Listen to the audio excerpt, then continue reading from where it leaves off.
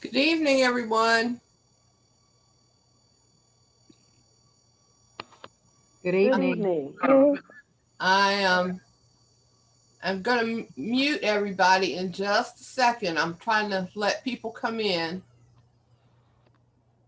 and this is a learning experience for me. I've done this before, but not with this big a group. So You'll be fine. thank you. Let's see.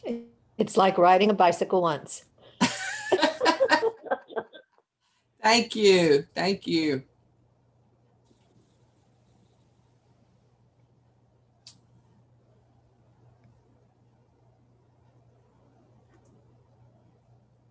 I hope everybody's had a good day. I had a great day. This is a Juba Joy. I Hi, had to. Ajuba. Hi there. I had to connect by phone, so bear with me. That's fine. That's fine. Let's see. We've got 39 people in, and we had 119 to show up. So Wow. it's 7:02. I am going to go ahead and start. Uh, let's see. I think everybody should be muted.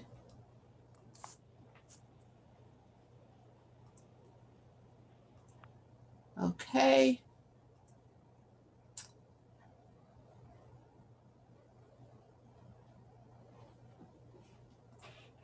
Well, people are still joining, so let me keep admitting.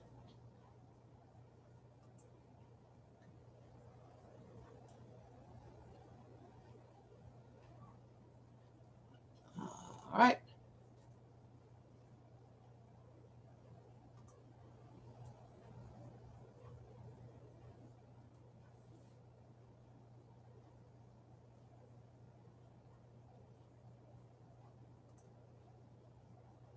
I'm going to try to do both of these things at the same time and see how that works.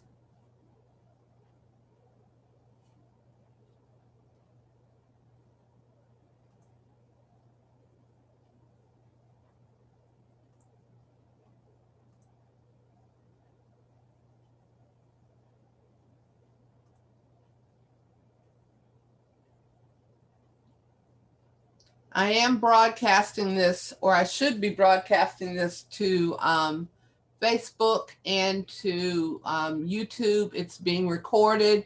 So if people need to come back and see it that weren't able to do so, we will make sure that that's available to do. Um, the Let me just, I've got one more person there. Okay, about half folks are in now.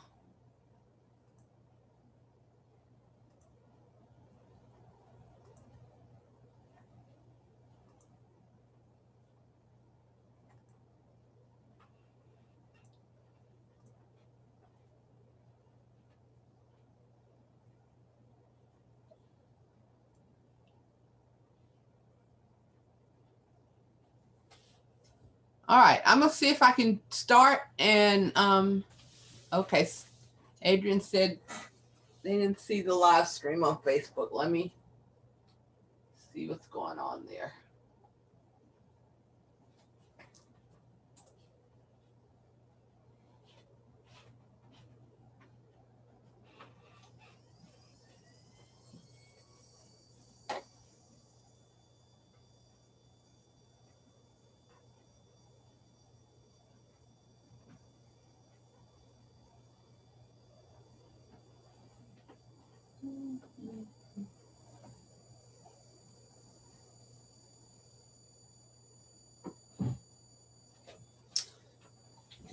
Okay, I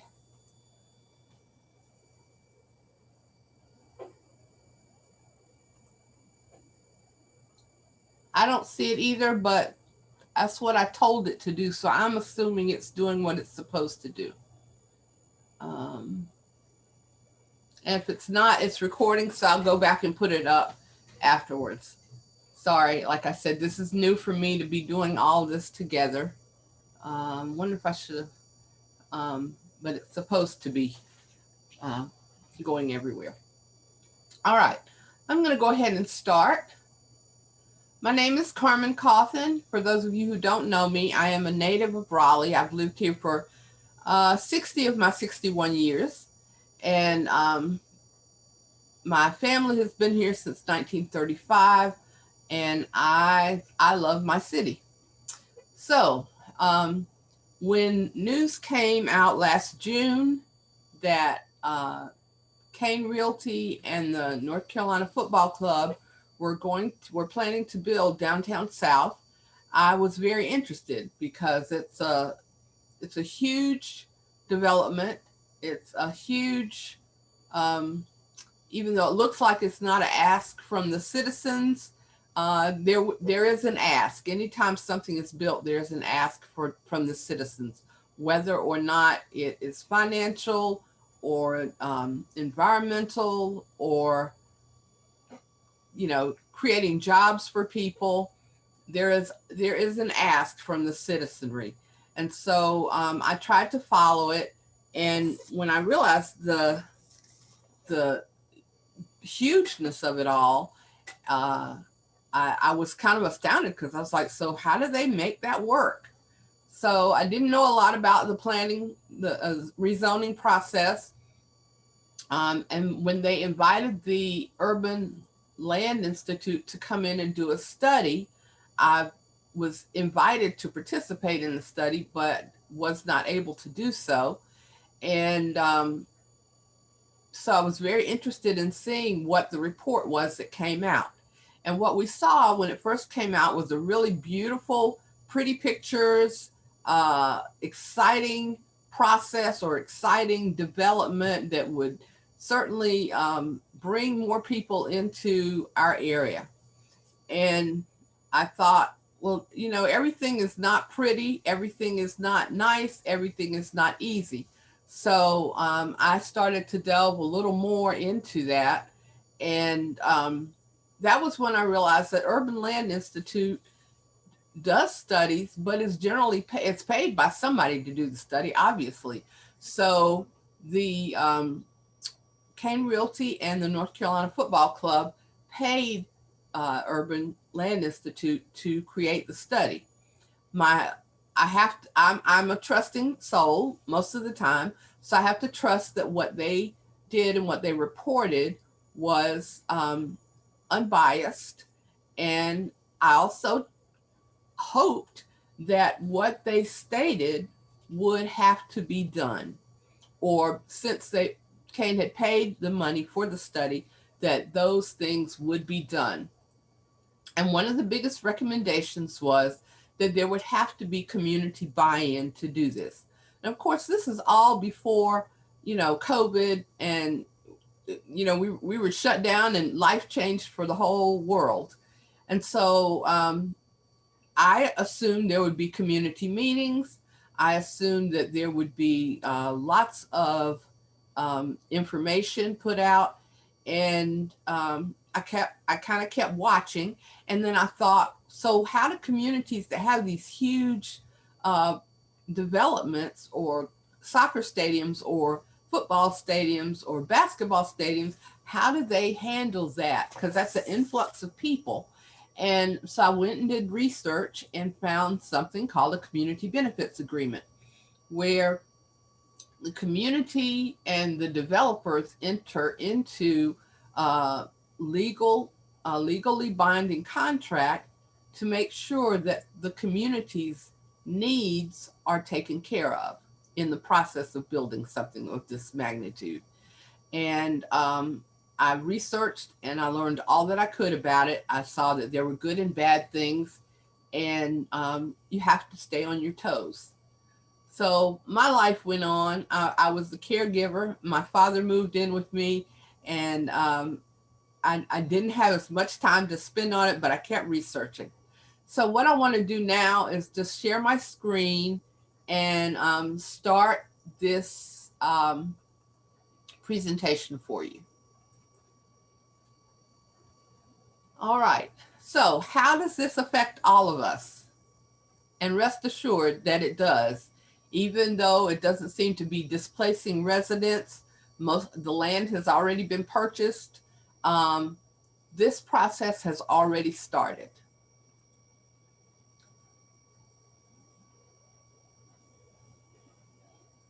Okay, so while it says here the pros and cons, I'm just gonna, I had some questions up. I didn't go back and change that. So this is what we'll talk about. We'll talk a little bit about the plan. We'll talk about some concerns that the community might have and want to have addressed. We'll talk about what a community benefits agreement is, whether we need one, how we get one, and what the next steps are. And we'll try to have time for some questions. This is a two-part. So after I talk about this, I'm going to bring in Amin Davis, who is the interim chair of Partners for Environmental Justice in Southeast Raleigh. And he's going to talk about a little about the environmental, a little bit about the environmental issues that Southeast Raleigh will face, even though they are not directly in the path of this development. So this is the Downtown South project. The part that we have seen in the plans, it's 3 parcels. So it's all of this area here, this area, and this area. So to give you a situation, or to situate it for you, this is Dorothea Dix Park here. This is the State Farmers Market here. This is what they're calling parcel A. This is parcel B, and this is parcel C. What we have been hearing about for the most part is parcel C. This is the area where the soccer stadium, which is now being called an entertainment and sports arena, is going to be. They have not disclosed plans for parcel A and parcel B. You will notice that I-40 runs through the middle of this. It's a huge, huge space. This area, parcel C, runs from South Saunders Street all the way over to Lake Wheeler. From Wilmington over to to South Saunders, and then parcel A is from this area over to Lake Wheeler, and parcel B is this part of Lake Wheeler over to South Saunders Street. But what we're looking at right now, the plans, the rezoning process is for the entire piece at one time. So we don't know what they are planning for parcel A and parcel B, and have been told that until the entire rezoning process takes place, they won't know what they are able to do.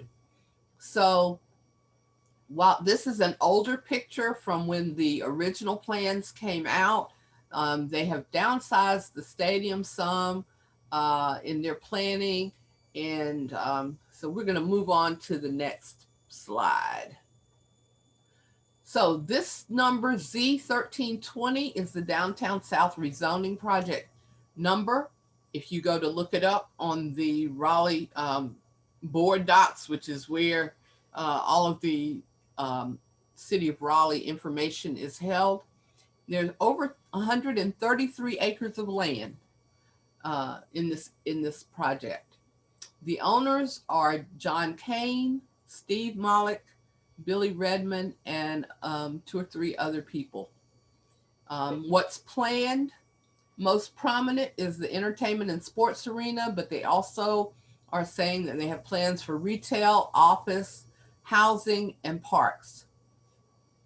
The process started when they entered the project into the planning commission, or rezoning, sorry, in the rezoning process started in January. And they are required to hold 2 community meetings. And the first community meeting was held in February, and the second one was held. Um, the second one was held this past Monday, not today, but a week ago. On the Planning Commission's agenda tomorrow morning at 9 o'clock, the rezoning project is on the calendar. It's on the consent agenda, and what's on the website says that the consent, there are 4 items on the consent agenda, and they are being introduced, I would say, and then they will be sent to the committee of the whole, and that meeting is on October 22nd. And then once this process starts, they have until January to make a report to the city council about their findings, their determinations. So they have 90 days. And if they don't finish, they can ask for an extension, but the city council does not have to give them an extension.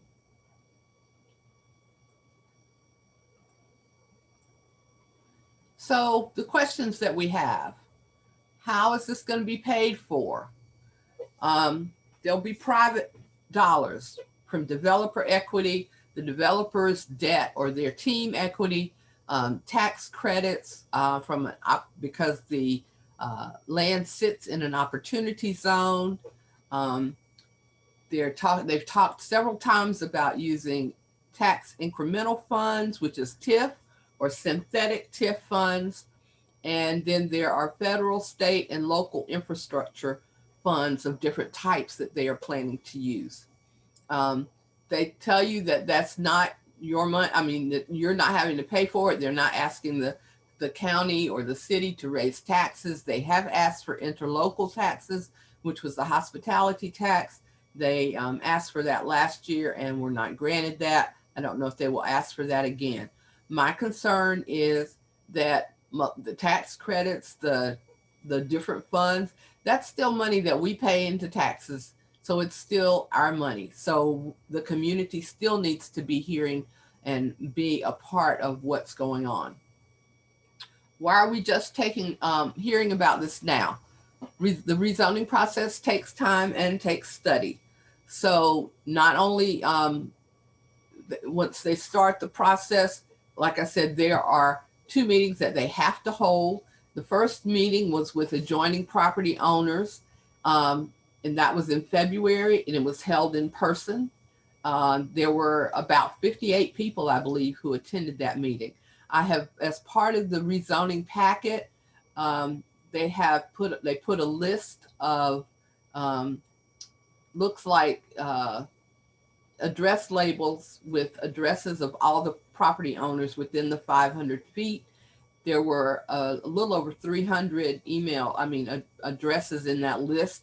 Several of those were to the same people because they own the same, several pieces of property.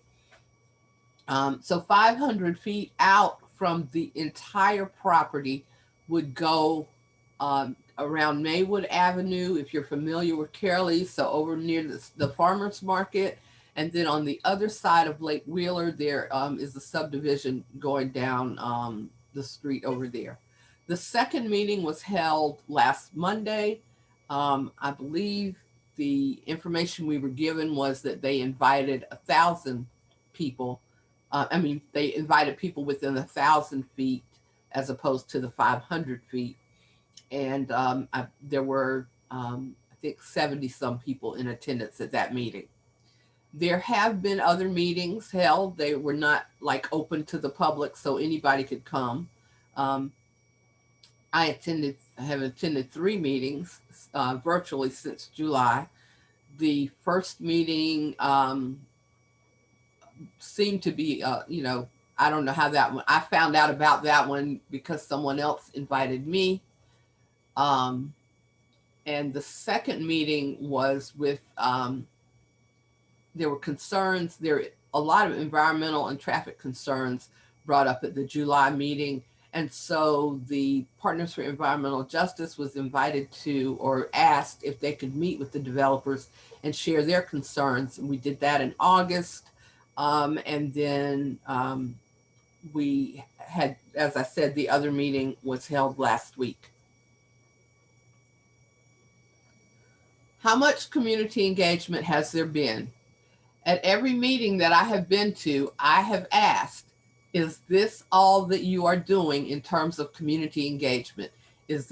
Are these all the meetings that you are holding? How are you all inviting people? And so we've been told that they have accepted feedback online through Neighborland. They have a survey that is still on the Neighborland website. And they say that they've had feedback on email, and they've had smaller meetings. This last week, they said they'd had one-on-one coffees.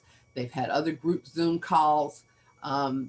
They've told us that they're working on building partnerships with the right people and the right industries, and they're keeping their boots on the ground. And they have been thinking about conversations that they need to have at the local, regional, and state level. So my concern is how many of the people in the city of Raleigh have they actually spoken with? And if you can hit your raise your hand button, I think it's I'm just curious, how many of you have been in meetings? There's 72 people on this call right now. So how many of you have been involved in a meeting with the developers, or have had some way, or have been notified that there was a way for you to communicate outside of the survey on Neighborland? And I know a lot of people don't know anything about the survey that was on Neighborland. So another question for me was how many, the partnership list that they listed had about 7 organizations. Every organization was white. And I asked the question, have they included Black and brown people in the conversations? And Bonner Gaylord, who is the managing director of operations for Kane, said that the list was not exhaustive. He said they've been working, I see a spelling error, I'm so sorry. They've been working with Shaw University regarding use of the stadium for their games. They are working with a company called Integral that's out of Atlanta in terms of affordable housing. They have been working with Partners for Environmental Justice in terms of environmental concerns. He says they're not trying to check any boxes. They want to have diverse viewpoints on the team so they can understand what they might not have personal experience with. He still doesn't want to admit who else they've talked to. And I just think if this is a public process, then the public needs to be part of what's being discussed. And I'm not feeling that that's happening. So this again is just kind of a reiteration of the meetings that we have been involved in. We've been told that for privacy reasons, they don't feel like they can give out names of other organizations that they have spoken with. I know that since the CACs have been disbanded by the city, the CACs are still meeting as groups. And so I don't know if any of those, if anybody has come to speak with those groups at all. The biggest concern for the people who live near the area is traffic. There have been a lot of questions about automobile traffic, safety of pedestrians, bikers, joggers, and one of the constants in the answers is the positioning of the BRT, which is the rapid transit line, and the fact that bus transportation will be very accessible. While that is true for Parcel C, parcels A and B don't have bus traffic or a bus line planned at this point. So one of the inconsistencies that the staff for the Planning Commission has mentioned is that the traffic is not well taken care of. One of the things that developers are saying is that because events that occur, and this is a project that, if there are events at the entertainment and sports arena, because they'll have restaurants, there'll be housing, there'll be perhaps hotels, people will not be coming and going like they are right after a football game. There'll be other things to keep people in the area. There'll be parks. So people will not necessarily all be leaving the area at the same time. I mentioned earlier that they're concerned about parcels A and B. The developers have said that they won't know what those are until they get some requests for use. And they won't really start to make a lot of plans about parcels A and B until they are building on parcel C. And the building timeline, they are hoping once the rezoning process ends and it's that they would be able to start to build by the end of next year or next fall. The entire development, the whole 130 some acres, is being rezoned at one time, and we don't know what's going to go there. So this past Monday, we heard that they are asking for 40-story building heights, although they don't have plans to build anything that tall right now. They just want to have that option available to themselves in case they need it.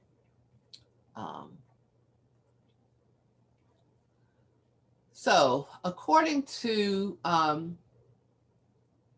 the ULI study last fall, the environmental impact is going to be considerable because the property sits on Walnut Creek, and in the watershed and in a FEMA plain.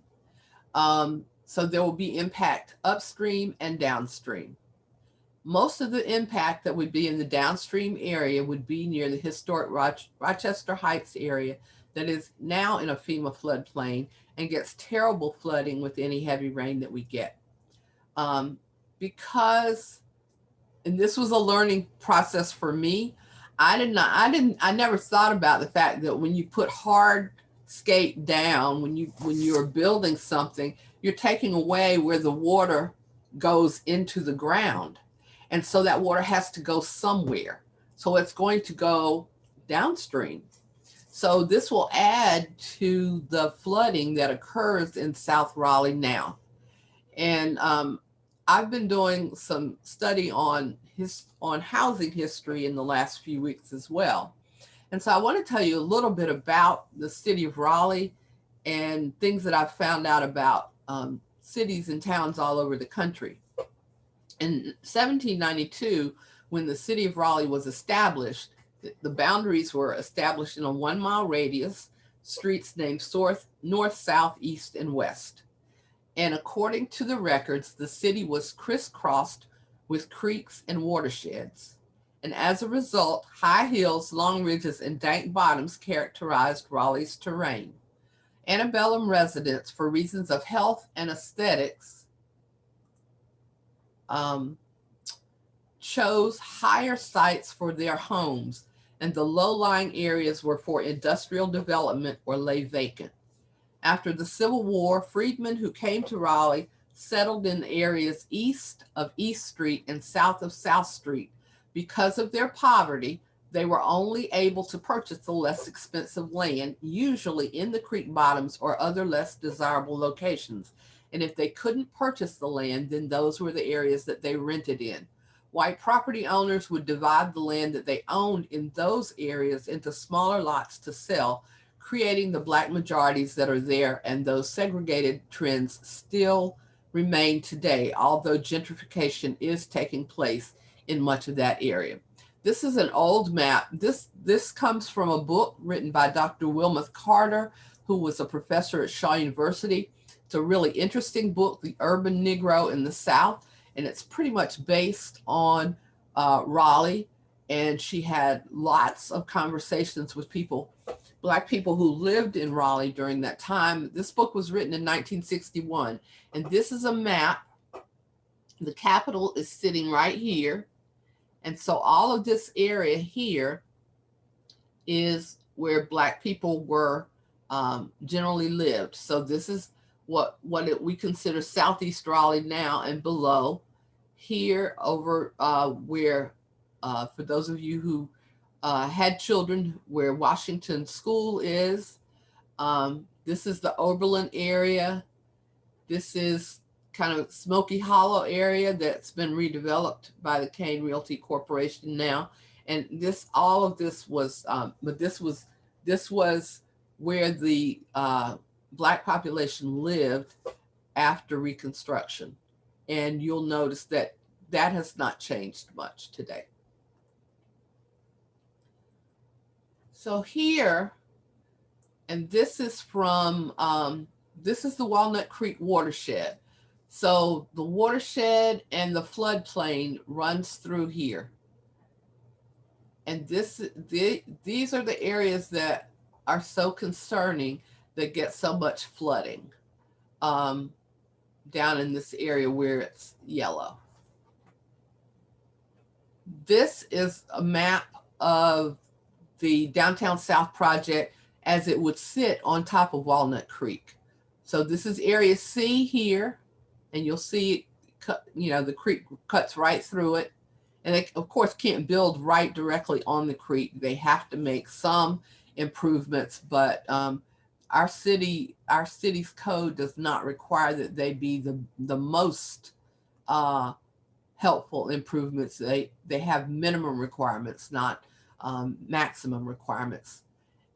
You'll notice that this property sits on top of the creek. This does not, but it will still because it's another hard surface, it's will cause water to go downstream. So one of the things that the Urban Land Institute suggested was that that this be mitigated as much as possible. Use some of this area as park space, integrated into the integrate the creek into nature areas and that type of thing. All right, so we're going to skip over into a community benefits agreement. So the basic definition is a community benefits agreement is a legally binding contract or a set of related contracts that set forth a range of community benefits regarding a development project and result from substantial community involvement. Generally, there is an organization or a coalition of organizations that are considered a legal entity that the developer can talk to. And so there would be a negotiated, what does the community need? What does the community want? And those things generally are paid for from some of those funds that we talked about earlier. So the money is not coming directly out of the developer's pocket, but the money is available in forms of tax credits, in forms of sometimes grants and things that can be gotten in order to facilitate the needs of the community that is going to be affected. Because of the size of this, our entire community, our entire city will be affected. We will be affected with, in good ways. There'll be tourism. There'll be money coming into the community that's spent. One of the things that I read in the report, the actual report that the ULI did, it took me until last week to find that. But one of the things that I read was that the space in the parcel C is a little bit bigger than what we consider downtown Raleigh today. And that just, I don't think until I read that, I don't think I grasped that much magnitude of how big this is and how many people that this space will hold in terms of residential space. So if you have a community community benefits agreement, it is a legally binding document. So you don't assume that the developer will do what they said they will do. There's a process to follow. There's someone who would follow and make sure that that occurs. The Urban Land Institute suggested that the city hires, I think, 3 people to handle all of this process. The city, the government cannot require a community benefits agreement from a developer, but the city can be a party to it, but they cannot require that a developer do it. That has been handled in the courts in the past. So the range of benefits obviously needs to be what the community decides that the community wants, not what the developer decides that the community needs, not what the city decides that the community needs, but what does the community want and need. And there has to be a process to allow that to happen. I don't know that we have seen that as of yet. What types of benefits could be involved? There could be environmental, affordable housing, workforce development, and make sure you have local hiring, a living wage structure, input on the project design, community-oriented services and amenities, youth programs, minority and women-owned business incubator space for community meetings, grocery stores, employment centers. These are just examples of things that that could be benefits. As I said, the community would work with the developer, and the community would determine what they want to see and then negotiate that process. Substantial community development. I think that's where most of our concerns come from, because we don't see that there's been substantial community development. Substantial means of considerable size. Many, not a few, and not a select few. Community is a group of people having a particular characteristic in common. This affects the city of Raleigh, the entire city of Raleigh, but it affects the southern part of the city the most.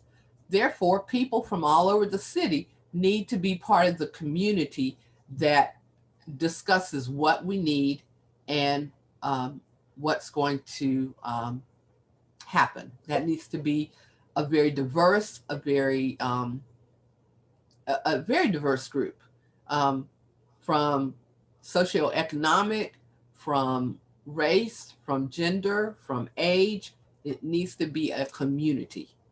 And involvement is when you're participating in something. So that involvement would include a commitment to participate in meetings, discussions, signing memorandums of agreement, voting on the actions to be taken. This is not something that needs to be taken lightly or done quickly. How long will this process take?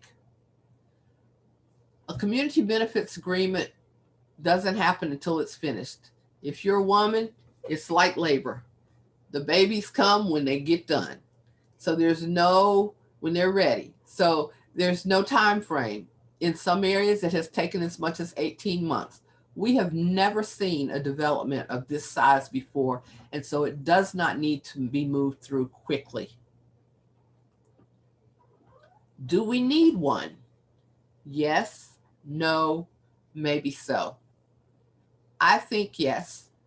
As I said, we've never had a development this size in our area. The developers are requesting rezoning for the entire thing with no plans. The community doesn't have any idea what's going to be built. And so there's nothing in place really for the citizens in terms of community engagement. And with COVID-19, except for virtual public hearings, there's no way to make yourself heard unless you're called or emailed. The developers have already spoken with the city about the possibility of a community benefits agreement.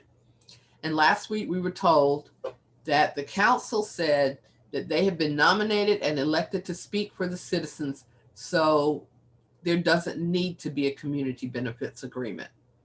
I totally disagree with that. How do we trust that our voices are heard? I think too many of us right now feel like we don't have any way for our voices to be heard.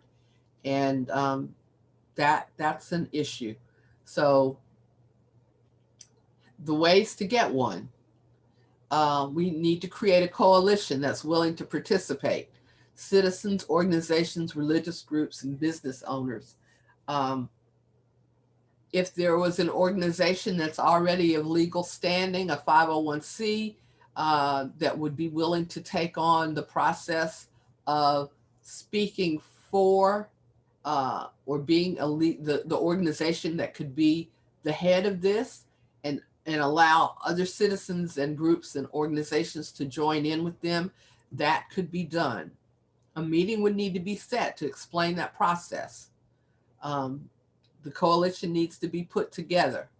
Need to make sure that there's someone taking notes, and trust would have to be established, and a list would have to be presented to developers with the request for the community benefits agreement. And we feel like this needs to be done before the Planning Commission's Committee of the Whole meeting on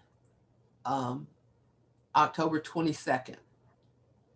As I said, there is a Planning Commission meeting tomorrow at 9 a.m. Because all of the meetings have been virtual since March for everything. Generally, you have to sign up to speak. If there's a Tuesday meeting, then you have to sign up to speak by 5 o'clock on Friday. And you have to make any materials you're going to use available at that point. So I did sign up to speak tomorrow morning at 9. Of course, the meeting will be virtual and people will be able to see, but not to speak if they hadn't already signed up. So this, even though this has been a long process coming, it feels like it has been, this last piece has been rushed. But I won't say that it has. I'll just say COVID makes everything different at this point. So if there are like 80 comments that I have not stopped to look at yet at all. I'm going to go look at those now and see if we have some questions. This is so last year I started an organization called the Southeast Raleigh Community Engagement Strategy Sessions. And it was just kind of a way to learn about opportunity zones. And we found that people really wanted to be part of the community and talk about what was going on in the community. We had a meeting and expected about 25 people to show up, and we had over 70. And so that translated into more meetings about different things. And our groups, our conversations have been very inclusive. We've had Black, white, young, old, and COVID and my caregiving responsibilities kind of slowed some of that down. But we want to make sure that people's questions are addressed in some form or fashion. And if that means that we need to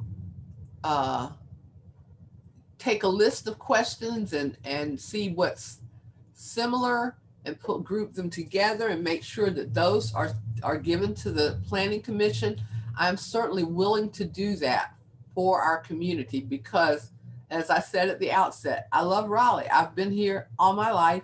I don't know any place else. People keep asking me, well, where else would you want to live? Well, I don't know where else I would want to live. My ties are pretty strong here. And so I like to travel, but I don't know that I want to go away from here. This is home. So my concern in life right now is making sure home is taken care of. And so if you have questions, and I will get them in the chat, but I do know that I have a hard stop in 45 minutes. And I'm going to ask Amin if he is ready to come on and share some other information. He's the interim chair, as I said, of Partners for Environmental Justice. And if you want to take this email address down, please do. And you can email here, and I will make sure that whatever questions you email get to the Planning Commission by October 22nd, when they have their Committee of the Whole meeting. And I don't know if they will actually have time to take this up. That's where they're planning to send it tomorrow. And then this is a phone number that you can call, you can leave a message, you can text there, and I'll get that information as well. All right. Oh my gosh, there are 102 comments in the chat. So let me see what I can find in here. Woo. All right. All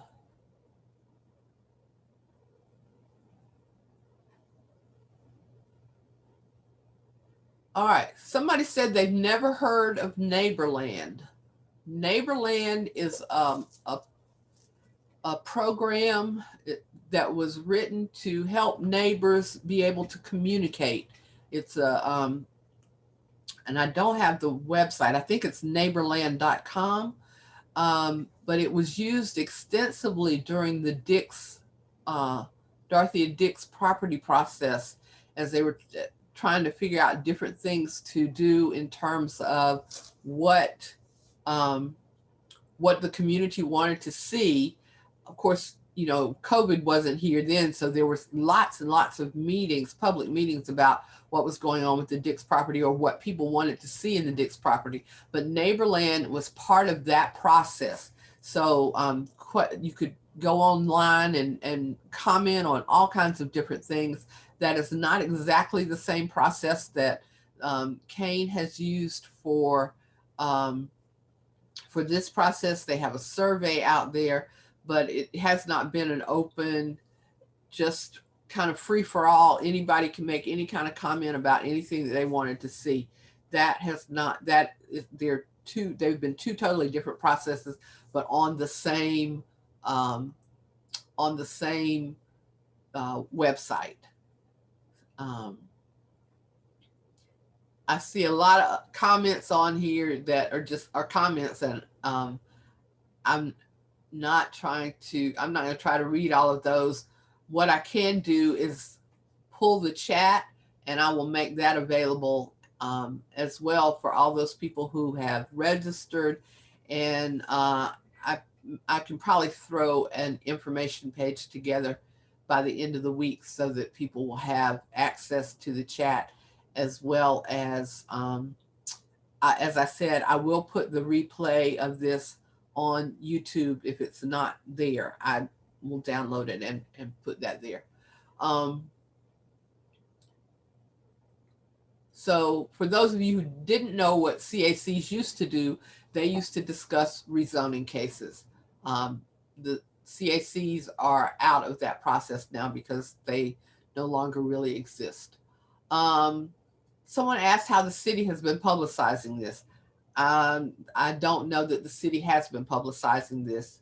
All the publicity that I have seen, other than when the mayor took the council to the property to see it at the beginning of the year, anything I have seen has come from the developer's standpoint. I don't know how, someone said that there are a lot of the neighbor meetings were held at Trophy Brewing. The only meeting that I know of, and I'm sure there may have been more, but the only meeting that was required was held in February at Trophy Brewing.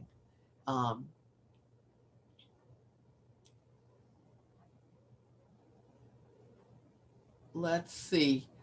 I don't know how you would know. Okay. Hua said, when I asked for people to raise their hands about whether or not they had been involved in any of these community meetings, he said, let the record show that no one raised their hands in the chat. Someone else said that because the meetings were held at a brewery, some of the neighbors were intimidated because they don't drink.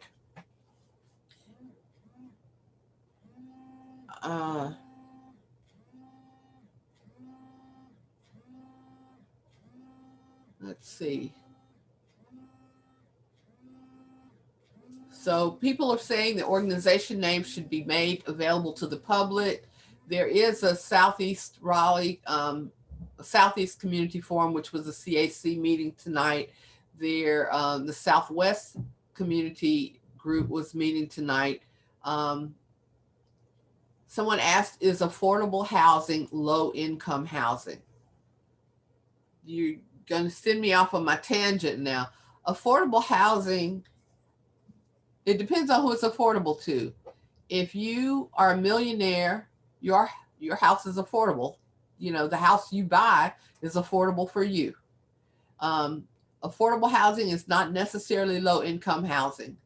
If you will look at the affordable housing bond that is on the ballot today, the November 3rd ballot that people are already voting on, we don't know how that money will be spent, but it is affordable housing. There are buckets of money for that, but the buckets aren't specified. Wake County Housing Justice Coalition has been talking to the city and to since I would say since March about the affordable housing bond, and eventually the city came back and made some definite promises about some of the money that was going to be in the affordable housing bond. But affordable housing is structured. So every area has what is called an average median income for the area. And affordable housing is based on percentages of that number. In Raleigh, in our municipal area, the average median income is $90 some thousand. So we talk about affordable housing can be workforce housing.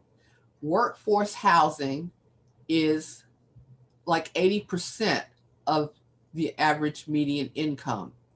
In this area, that means that someone who needs affordable housing at the 80% income level is somebody who's making over $70,000 a year, or a family who's making over $70,000 a year. There is 30% or below, which we consider low income housing. Those people are making less than $28,000 a year. And then there is housing, affordable housing that can be built with certain types of tax credits. And those are for people who are at 60% or below of income.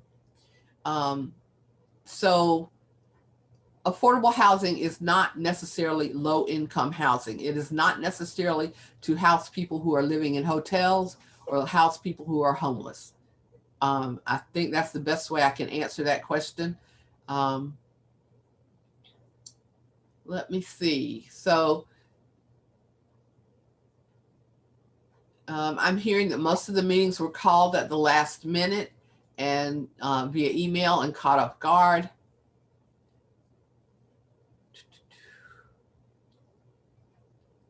So someone has asked if this is tied in with the ballot question on housing. I don't know that I'd say it's necessarily tied in, but the question, if affordable housing is part of the process, then affordable housing is not, low income affordable housing is not affordable, or it's not profitable to make. It's not profitable to build without assistance. So this is a kind of project that could get those kind of tax credits to build affordable housing. It could be 80%, it could be 30% of AMI. It just depends on what the developer determines to do with it. And that's another reason why it needs to be a community discussion and a community decision. Let's see.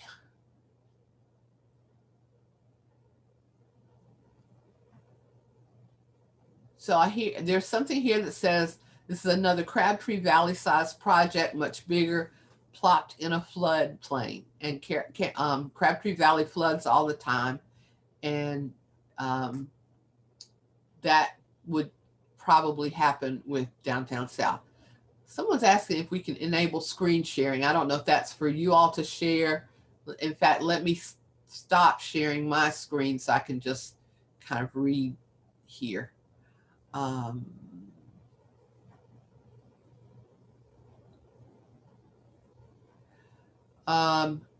so one of the other things I want to talk about really quickly is that there's a comment here about asking for public assistance for a stadium or an arena, because most of the stadiums and arenas in our area do get like Centennial, and they get public assistance for maintenance of the complex.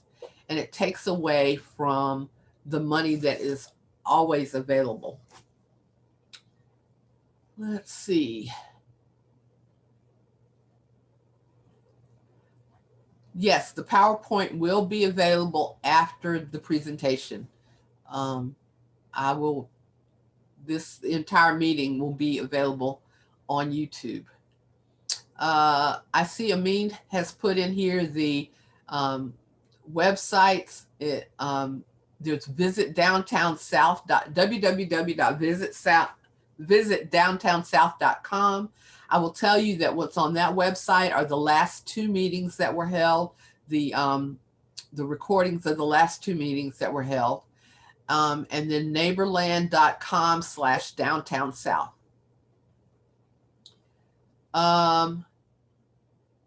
So the expectation is that,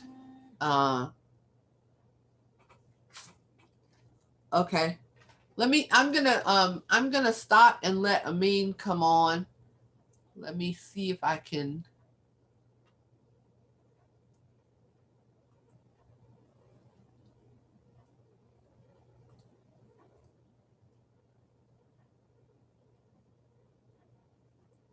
Okay, I'm changing the host to you so you can screen share.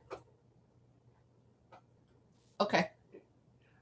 Thanks, Carmen. I'm going to pop up this presentation really quick. And yeah, I appreciate Carmen scheduling this meeting and kind of giving us all an overview of our concerns and things of that nature. So I'm just going to go. Again, my name is Amin Davis. I'm the interim chairperson of Partners for Environmental Justice. And I think this presentation will hopefully give you all some more information, mainly in pictures and maps and things, to give you context to why the importance of particularly our stormwater concerns, but also the community, the things I'm going to talk about also do tie into the community benefits agreement that Carmen shared. So can you all hear me and can you see the presentation? Okay. All right. So basically, I'm not going to get into deep into all these slides, but basically Partners for Environmental Justice was created around 1995 to address, it was birthed out of St. Ambrose Church in Rochester Heights Community. And the main issue was flooding that the residents were experiencing. They'd reached out to the city of Raleigh for help, and they felt as though their concerns were not being heard. And one of the solutions that the city and the Corps of Engineers had to address stormwater in Rochester Heights, they actually tried to make the community pay for the upgrades and the piping, when a similar project in North Raleigh, the residents hadn't, they weren't required to pay. So, you know, so it's just kind of been an environmental justice issue for many years now. I also wanted to make you all aware that there's something called the Walnut Creek Watershed Action Team that started back in 2017 to basically coordinate efforts for education and outreach and the implementation of watershed improvement projects that some of those are things like putting in green infrastructure, which I'll get to a little bit later. But basically the key to this is that there is a coordinated effort to look at the whole watershed, because what happens upstream affects downstream, and you can't look at a site in a vacuum. And even though they're basically local governments that are the core stakeholders, this group has been opened up to citizens, and we do want more citizen participation. And at the end, my email address will be up, so you can write me. You can send me an email if you want to be added to our list. So this map, basically the red areas are major developments that have happened or recently were developed along Walnut Creek. So Walnut Creek starts near Cary Town Center in Cary, and it flows all the way down to the Neuse River. These yellow areas are some of the known flood-prone communities along Walnut Creek. Rochester Heights is right here. The proposed downtown south development is right here. It's less than a mile from the edge of this property here for downtown south to Rochester Heights right here. So that's why, and I'll zoom in, this is just a 2018 aerial photo of the parcels. So you can see the parcels that Carmen had shared in her presentation. Basically, you can see that most of these properties right now are undeveloped, and it has natural green infrastructure already there. This property, this area here and this area here is lawn, manicured lawn basically. So water can still, when it rains, percolate into the ground, maybe not as much as a natural condition, but it can get there. And you can see how Walnut Creek goes through the middle of these properties and then into Southeast Raleigh. There's some information down here. What the importance of the impervious surface area is that there's 135 total acres out of all these properties. Right now, there's only 35 acres that are considered impervious or have hard pavement or concrete or whatever on it that, stormwater cannot get into the ground. So with this, there will be significant increase in that amount of impervious surface area. So this is just an overview of the complex.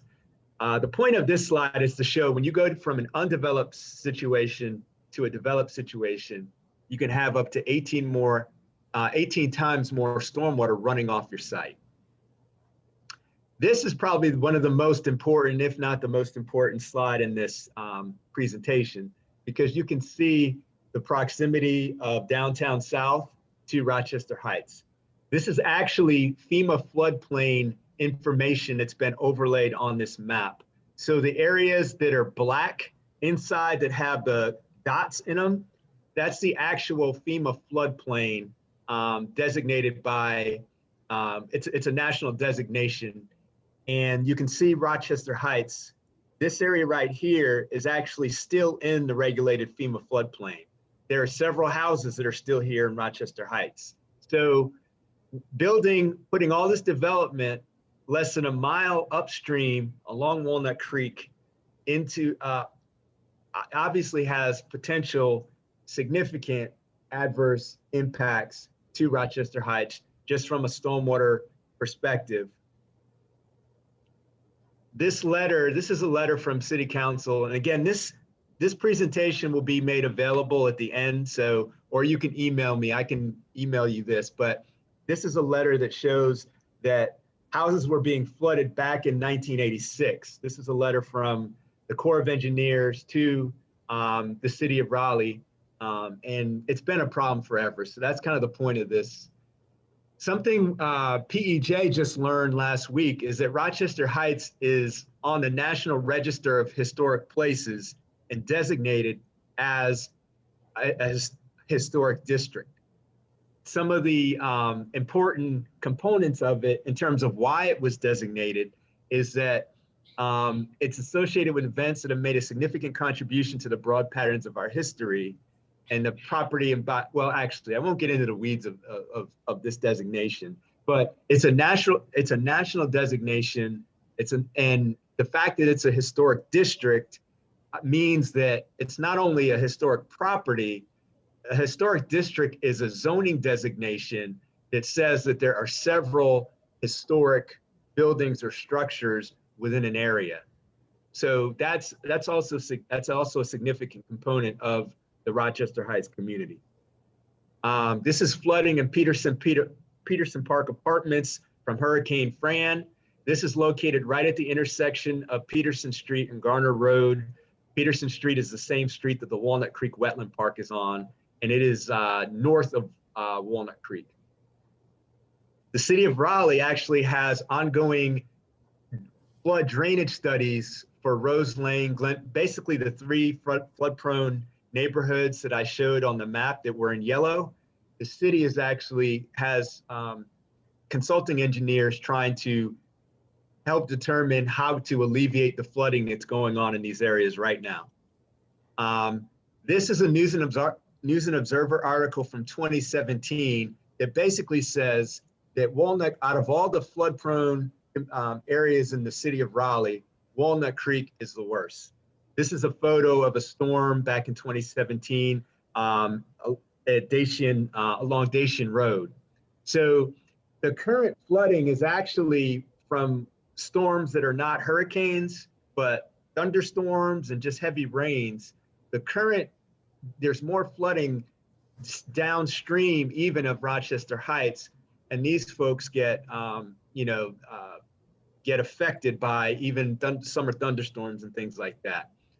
So one of the things that we are advocating for in terms of this development is that they integrate low impact development principles, and these are the strategies.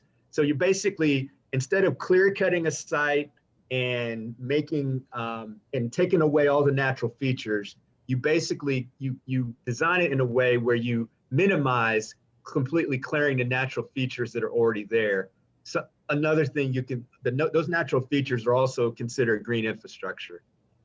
And this is just a definition of green infrastructure. I won't get into it too much, but what's in red, green infrastructure practices basically mimic what nature already does, and it treats stormwater, and it makes a connection between not only the environmental benefits of doing this, but there are social benefits, there are economic benefits, and there are public health benefits to integrating green infrastructure. And in terms of the goals that environmental engineers, they're trying to both protect and improve water quality by doing this, and also to reduce water quantity, meaning getting the water into the ground or into some kind of container versus it just going indiscriminately downstream or getting piped and then ending up in streams. So these are some of the reasons why this is important, and it's not just us saying it. These are EPA documents, flood loss avoidance, improving community resiliency, because when you integrate green infrastructure, you're better able to deal with hurricanes and storms and things. Not that there won't be flooding from a hurricane or tropical storm, but even in lesser events, you're much better able to be protected and have flood control when this is integrated. Health, you think about green infrastructure, you have trees that are pumping out oxygen into the air, you improve your air quality, you have shading, you reduce the urban heat island effect that some of you may be familiar with. And developers will say, oh, it's more expensive. There's studies that have come out that show it's actually can be less expensive if you look at the project development as a whole, because it doesn't take as much piping and other things to do it. This is just a summary. I won't get into this. When you can look at the PDF document if you want to, but basically it shows on the left different types of green infrastructure practices, and along the top row, the benefits that they provide. And there's a huge list of benefits that green infrastructure provides to a site and to a community. So this is just some example of low impact development and green infrastructure. This is the Walnut Creek Wetland Center in Southeast Raleigh. It was designed to minimize developments from the beginning of it. You have permeable pavement here so the water can soak into the ground. You have a bioretention area So the water that flows this way is directed into this bioretention area. The stormwater can sink into the ground and get naturally treated by the soil and plants, just like what natural wetlands do. This is a community. This is an affordable housing community in Minneapolis, Minnesota. I drove through it during a tour. Had no idea it was affordable housing, but just the fact that you can integrate green infrastructure even into affordable housing, so that a community doesn't look like what we typically think of projects that were built back in the 40s, 50s, and 60s in some of the larger municipal areas throughout the country. This is just News and Observer last year. One was news. No, the one on the left is a New York Times article. The one on the right is a News and Observer article, just about the displacement that's going on in Southeast Raleigh because of the explosive growth from downtown and other areas. So it's a problem. It's an issue. This is just a framework through a nonprofit in Southeast Raleigh called Southeast Raleigh Promise. So yeah, Carmen mentioned some of the community benefits, and these are some community benefits that Southeast Raleigh Promise highlighted that are tied to the YMCA Beacon development off of Rock Quarry Road. So you can see that it's a very holistic way at doing development. This is the 11th Street Bridge Park Equitable Development Plan. And you can see here, you have workforce development, small business enterprise. Again, what Carmen mentioned in her presentation. The thing about it is, the most important thing about this is it's a community-driven planning process. And I will say frankly that I've been involved in several CAIM meetings as well, and it is not true community engagement. It's them cherry picking some of the groups that they want to participate in, and Partners for Environmental Justice did not even know about the second community meeting they were having. A partner told us about the meeting, and that's when we got engaged, and this wasn't until July. So these are our requests and recommendations, and this is what we've shared with CAIM, we've shared with the Planning Commission, and we're going to share with everybody that extensive low impact development and green infrastructure needs to be an integral element of this development. A lot of times developers say, oh yeah, well, we're partnering with the city stormwater department, we're partnering with DEQ and this and that. The issue is that the minimum stormwater requirements, research has shown that they do not adequately protect downstream receiving areas, depending on the traditional type of stormwater development does not do that. And you basically have to have an aggressive implementation of low impact development and green infrastructure to really protect areas and downstream locations, particularly in a scenario like this, when you have this large 100 and something acre development proposal, even though they're not going to develop the whole thing right away, that is in close proximity to a flood-prone neighborhood and a flood-prone watershed. Secondly, the equitable development that we mentioned, and then community engagement with Rochester Heights and adjacent Southeast Raleigh neighborhoods. So in terms of what you can do, these are some things that you can do. We've heard this. Particularly, I do want to highlight that we've been told, with regards to even having hopes of a community benefits agreement, that it doesn't just need to be our groups, but concerned citizens. Y'all need to reach out to your planning commission folks and your city council folks. And if you share our concerns, please share those with city council, with the planning commission, because if we don't have a broad coalition of people who share our concerns, then our chances are slim to none to even have a community benefits agreement even discussed. And then the website, and number 3 is you can track where the zoning, the process of the zoning. It's kind of hard to navigate, but basically if you go there, at the bottom of the Z1320, it will list the current status of the application and whether there's a meeting or not coming up. So so that's all I had to share. I hope this was helpful. My contact information is right up there. So feel free to email me, and I appreciate your time and attention.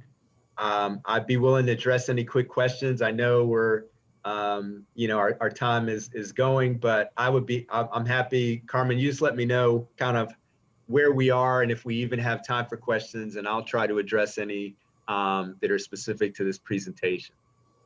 So I would say we've got about 15. Can you hear me? Yep. Okay. I would say we've got about 15 more minutes. And as I told everybody, we will put, we'll make sure that this is out where other people can see it so you can share it. If you registered, I have your email, so I'll make sure that we send those links out via email. I am a night owl, so it won't happen until the middle of the night. So don't look for it like in the next hour. And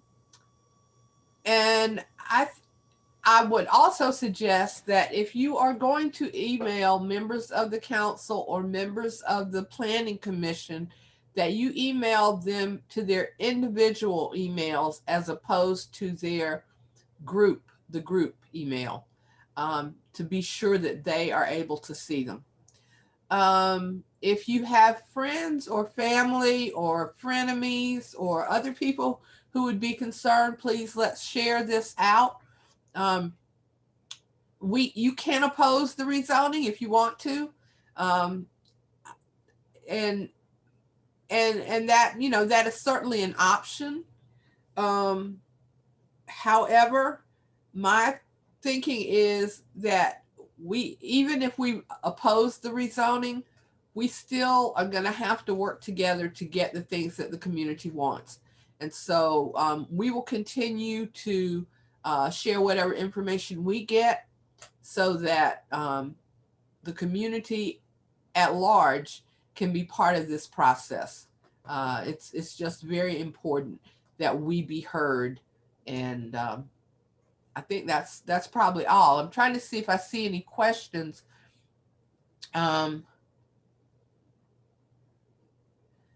I do see a question if there's a legal entity under consideration to be responsible for a community benefits agreement.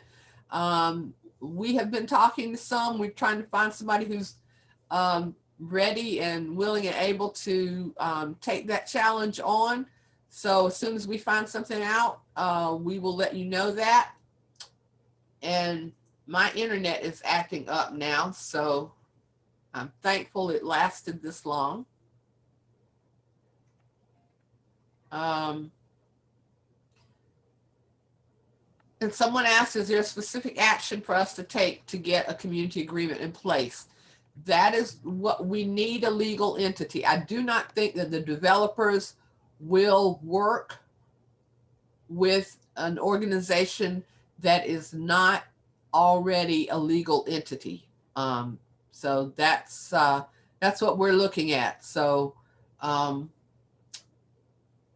I don't know that I have not talked to Dr. Dillard at Shaw University, so I don't know if anyone has talked to her, but we'll check on that as well.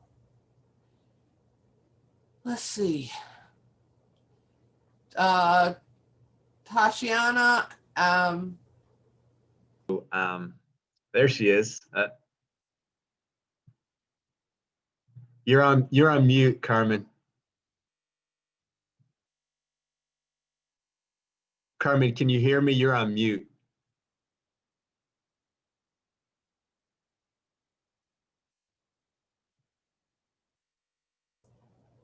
Okay. Everybody was muted. So my internet gets funky at this time of night. So if we don't have, I know we have other questions. If you all will send those questions, we will download the chat and we will make sure that all the questions we've gotten thus far and at least through the 22nd get to the Planning Commission. So we will make sure that your concerns are addressed, even if that means that we just have 3 or 4 pages of questions that we send with a letter to the Planning Commission and the City Council. And we appreciate your willingness to come out and listen tonight.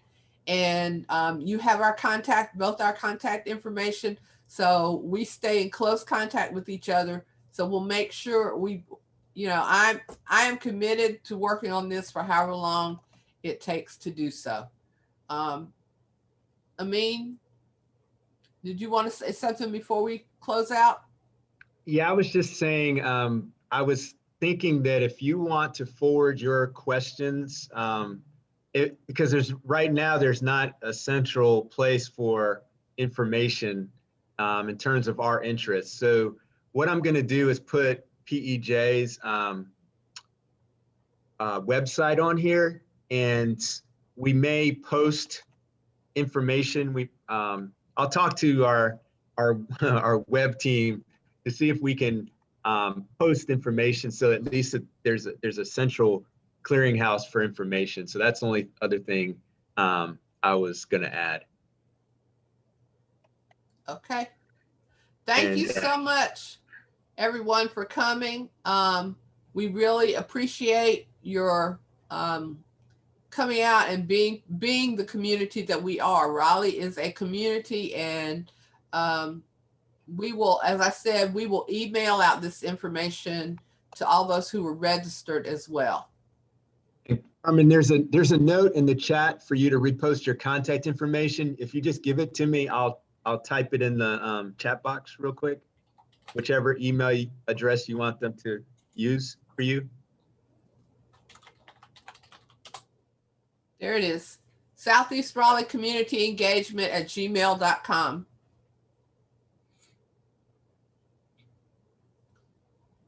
All right. Thank you so much. You all have a good evening, and we will be in touch. Yeah. Thanks, everybody.